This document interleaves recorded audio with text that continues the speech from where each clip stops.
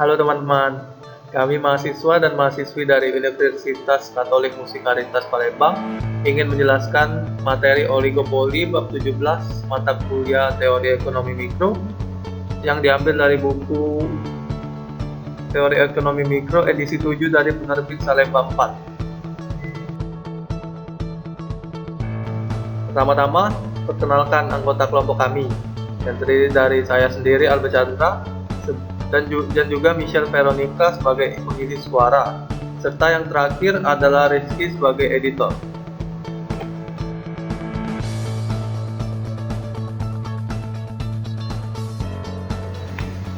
Langsung saja, yang pertama yaitu adalah pengertian dari pasar oligopoli. Pasar oligopoli adalah struktur pasar di mana hanya terdapat sedikit penjual yang masing-masing menjual barang yang sama atau identik dengan yang lain. Pasar oligopoli juga termasuk sebagai pasar persaingan tidak sempurna. Nah, pasar oligopoli ini memberikan pengenalan mengenai teori permainan atau game theory, yaitu ilmu yang mempelajari bagaimana masyarakat berperilaku dalam situasi-situasi strategis. Strategis di sini berarti situasi di mana masing-masing orang saat memutuskan tindakan apa yang mau ia ambil harus memperhitungkan bagaimana orang lain akan merespons tindakannya tersebut. Yang ketiga yaitu ciri pasar oligopoli.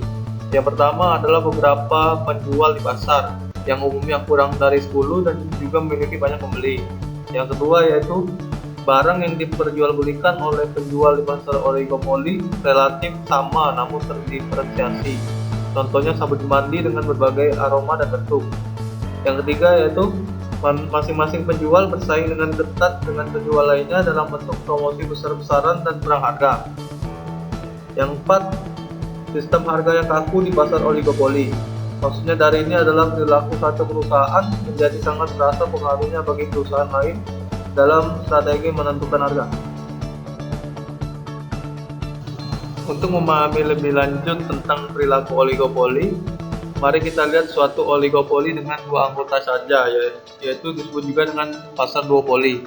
Mengapa duopoli? Karena duopoli adalah jenis oligopoli yang paling sederhana.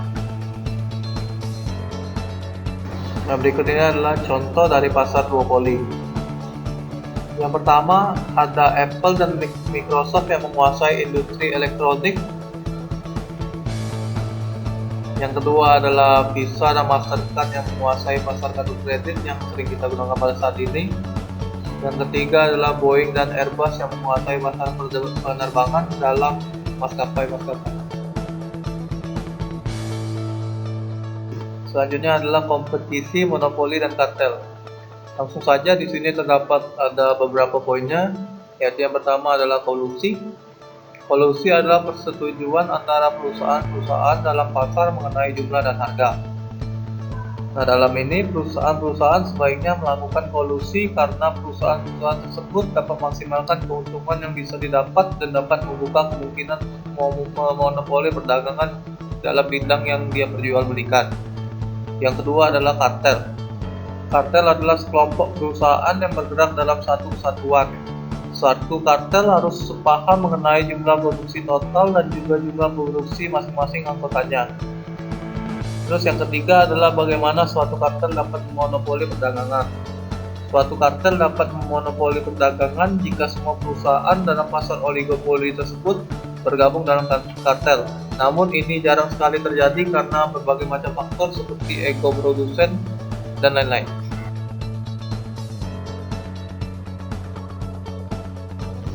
Selanjutnya yaitu keseimbangan bagi oligopoli. Seperti yang sudah disinggung tadi, oligopoli susah dilakukan karena yang pertama adalah undang-undang anti pakat mencegah berlangsungnya perjanjian eksplisit di antara perusahaan-perusahaan dalam pasar oligopoli sebagai suatu kebijakan publik. Faktor kedua yaitu karena ego produsen. Ego produsen ini bermacam-macam tergantung pada orang yang dalam perusahaan tersebut. Seperti orang tersebut ingin mengejar kepentingan masing-masing, ingin keuntungan yang lebih banyak, dan alasan-alasan yang berhubungan dengan pribadi. Yang kedua yaitu adalah keseimbangan nas. Keseimbangan nas adalah situasi di mana semua pelaku ekonomi yang berinteraksi satu sama lain Masing-masing memilih strategi terbaik mereka dengan mempertimbangkan strategi yang telah dipilih oleh pihak lain. Ketika keseimbangan nas ini tercapai, pelaku ekonomi tidak memiliki insentif untuk melakukan tindakan yang berbeda. Selanjutnya yaitu bagaimana ukuran oligopoli mempengaruhi hasil pasar. Jika mereka tidak membentuk kartel, mungkin karena undang-undang anti pasar melarangnya, maka mereka masing-masing harus menentukan berapa banyak unit yang harus diproduksi. Untuk melihat bagaimana naiknya jumlah penjual mempengaruhi hasil pasar, bayangkan keputusan yang harus dibuat oleh setiap penjual. Dalam membuat keputusan ini, mereka harus mempertimbangkan dua efek, yaitu yang pertama adalah efek keluaran. Efek keluaran ini adalah karena harga di atas biaya marginal, menjual satu unit tambahan pada harga yang berlaku di pasar akan meningkatkan keuntungan. Yang kedua yaitu adalah efek harga, yang meningkatkan produksi akan meningkatkan jumlah total yang terjual, sehingga harga produk akan turun dan menurunkan keuntungan dari semua unit lainnya yang terjual. Selanjutnya, ilmu ekonomi kerjasama. Bagaimana setelah kita lihat, oligopoli bisa mencapai hasil seperti yang dicapai monopoli. Tetapi untuk itu dibutuhkan kerjasama yang terkadang sulit dibangun dan dipertahankan. Pada bagian ini, kita akan melihat lebih dekat persoalan-persoalan yang dihadapi masyarakat ketika kerjasama tersebut diinginkan, tetapi sulit dilakukan. Untuk menganalisis perekonomian kerjasama, kita perlu belajar sedikit mengenai teori permainan. Secara khusus, kita berfokus pada permainan yang cukup penting adalah apa yang disebut dilema para tahanan. Permainan ini akan memberi kita pemahaman atas kesulitan-kesulitan yang kita hadapi saat harus memelihara kerjasama. Seringkali dalam hidup, seseorang gagal bekerja sama dengan orang lain meskipun kerjasama tersebut akan menguntungkan kedua belah pihak. Oligopoli adalah salah satu contohnya. Cerita kita mengenai dilema para tahanan ini mengandung suatu pelajaran yang dapat diaplikasikan pada kelompok apa saja yang mencoba memelihara kerjasama antar anggotanya. Yang pertama, dilema para tahanan. Dilema para tahanan adalah kisah dua orang pelaku kriminal yang telah ditangkap polisi. Mari kita sebut mereka Bonnie dan Clyde. Telah memiliki cukup bukti untuk membawa Bonnie dan Clyde ke pengadilan dengan tuduhan membawa pistol secara ilegal yang hukumannya cukup ringan, sehingga masing-masing dapat dipenjarakan selama 1 tahun. Polisi juga mencurigai keduanya terlibat dalam perampokan bank bersama-sama, tetapi tidak ada bukti yang kuat untuk menuntut mereka atas tindakan kriminal yang besar ini. Dalam bahasa teori permainan, suatu strategi disebut strategi dominan. Jika strategi tersebut adalah strategi terbaik bagi seorang pemain, terlepas dari strategi yang dipilih pemain lainnya. Pada kasus ini mengaku adalah strategi dominan Bonnie. Lamanya Bonnie di penjara akan berkurang jika ia mengaku, terlepas dari apakah Clyde akan mengaku atau diam. Sekarang kita lihat pilihan Clyde. Ia menghadapi pilihan yang sama seperti Bonnie, dan ia juga berpikir dengan cara yang sama. Terlepas dari apa yang Bonnie lakukan, Clyde bisa mendapatkan keringanan waktu hukuman di penjara dengan cara mengaku.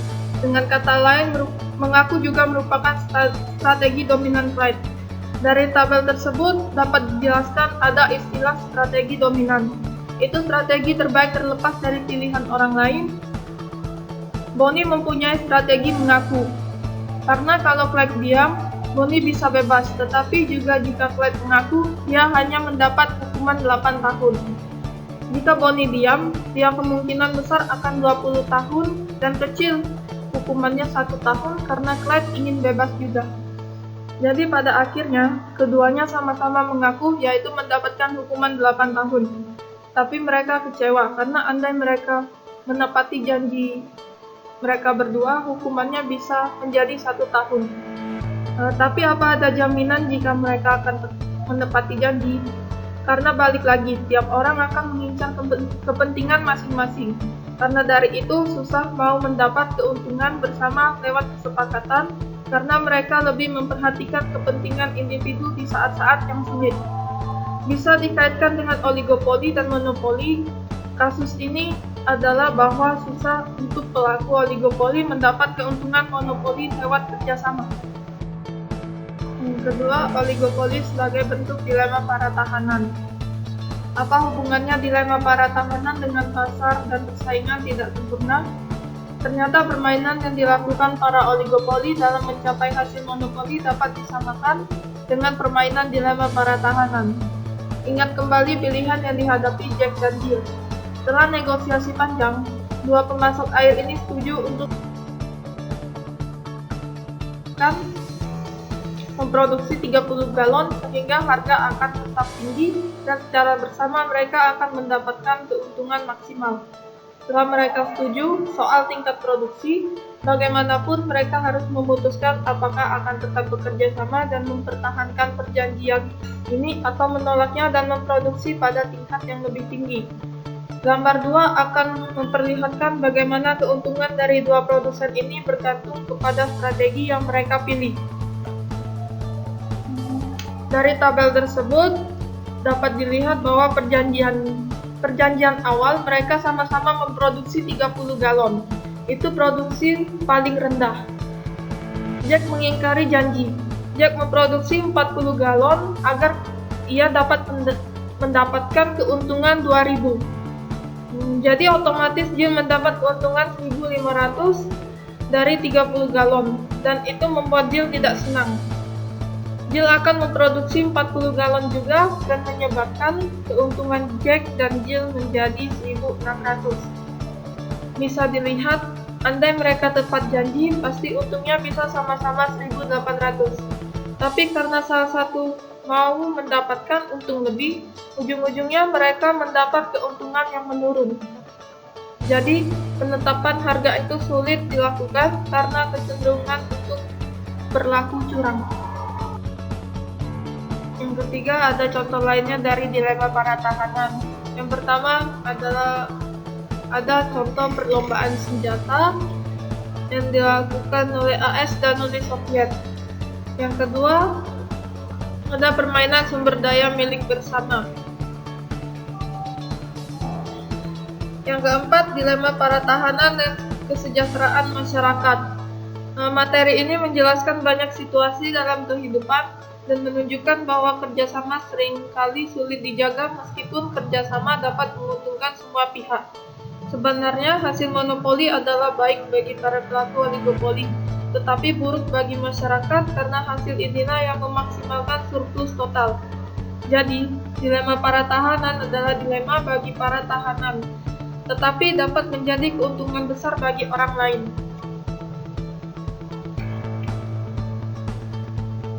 Dan yang kelima, mengapa masyarakat terkadang bekerja sama? Karena selama masing-masing pihak peduli akan laba untuk jangka waktu panjang, mereka akan melepaskan kesempatan memperoleh keuntungan besar namun hanya sekali saja.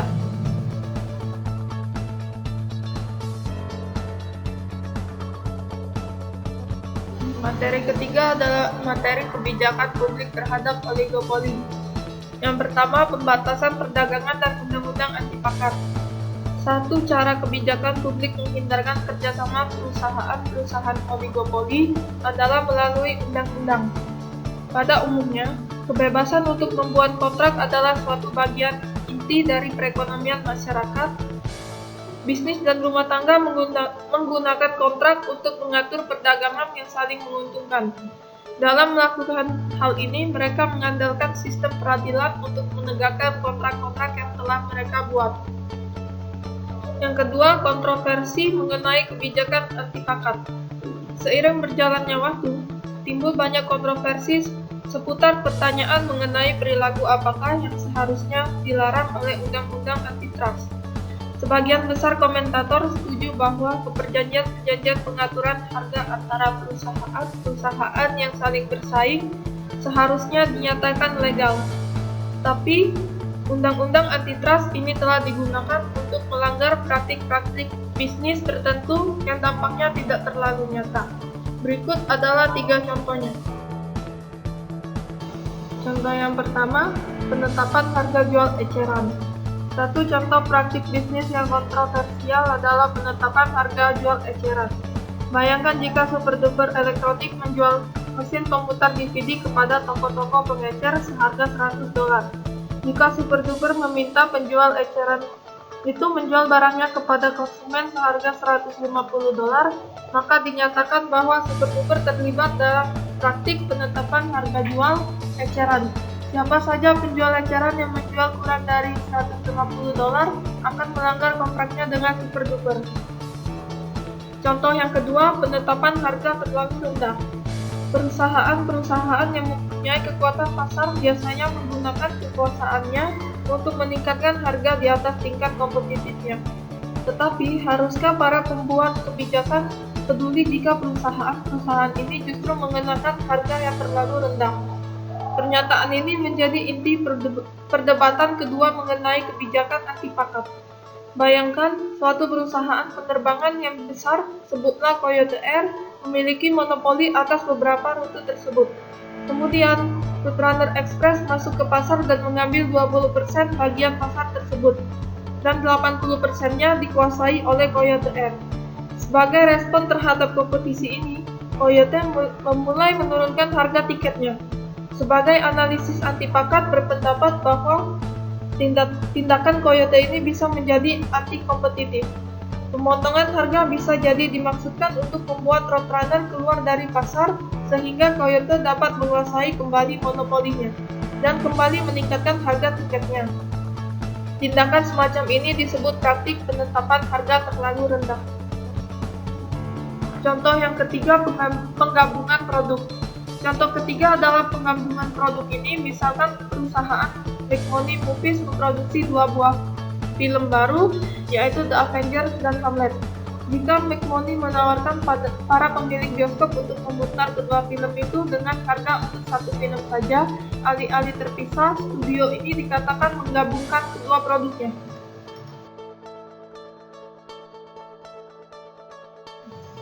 Baiklah, materi oligopoli yang kami sajikan telah selesai.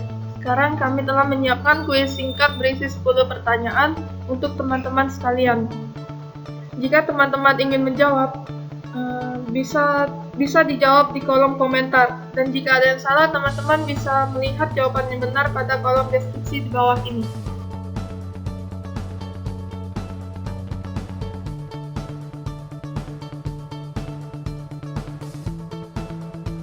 Baiklah, sekian dari penjelasan kami tentang pasar oligopoli. Terima kasih atas waktu yang telah diberikan teman-teman sekalian. Terima kasih dan sampai jumpa. Jangan lupa di like dan subscribe ya.